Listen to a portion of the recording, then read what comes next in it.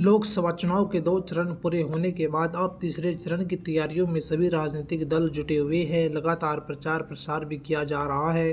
वोटरों को साधने के लिए सभी दलों के नेता लगातार लोगों के बीच पहुंचकर अपनी योजनाओं को गिना रहे हैं।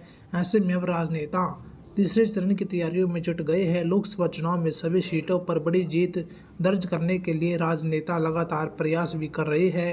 भले ही इस बार के चुनाव में भाजपा 400 पार के दावे कर रही हो, लेकिन जमीनी समीकरण बिगड़ता हुआ दिखाई दे रहा है।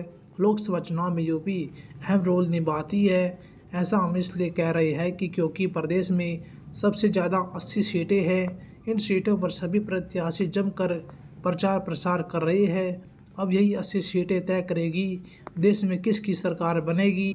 अब प्रदेश में भले ही भाजपा की सरकार हो, लेकिन जब से प्रदेश की सियासत में कांग्रेस नेता राहुल गांधी की एंट्री हुई है, तब से भाजपा खेमे में खलबली मच गई है। दरअसल यूपी की 2 सीटें चर्चा में बनी हुई है, एक अमेठी, दूसरी रायबरेली। अब इन दोनों सीटों पर उम्मीदवारों के नाम के ऐलान के बाद से एक तरफ जहां कांग्रेस के कार्यकर्ताओं में उत्साह का माहौल देखने को मिला है। बता दें कि पिछले दिनों की अटकलों को विराम देते हुए आखिरकार कांग्रेस रायबरेली और अमेठी लोकसभा सीट से अपने उम्मीदवारों के नाम का ऐलान कर चुकी है। दोनों ही सीट को लेकर जब नाम का ऐलान हुआ तो इसमें कई लोगों को हैरान कर दिया। इसमें सबसे ज़्यादा नाम चौंकाने वाला था वो था रायबरेली सीट का। यहाँ से पार्टी ने राहुल गांधी को उतारा है, जबकि उनसे अमेठी लोकसभा सीट से लड़ने की पूरी संभावना बताई गई थी। पार्टी ने सोनिया गांधी के चुनाव न लड़ने के बाद खाली हुई रायबरेली सीट पर राहुल गांधी को क्यों उतारा है। यही नहीं, कुछ लोग ये भी जानना चाह रहे हैं कि